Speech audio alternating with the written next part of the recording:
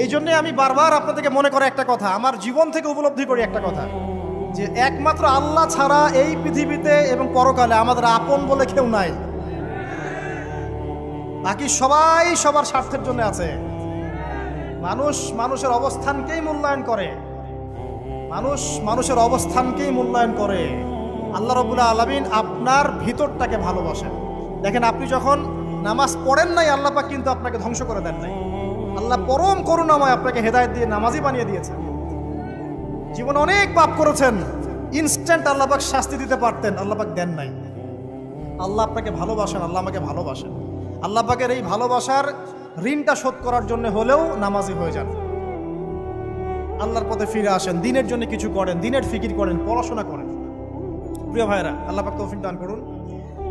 দেখুন, এই রিবা থেকে দূরে থাকার জন্য একটা হাদিস যথেষ্ট, যে 4 শ্রেণীর মানুষকে আল্লাহ রাসূল সাল্লাল্লাহু আলাইহি ওয়াসাল্লাম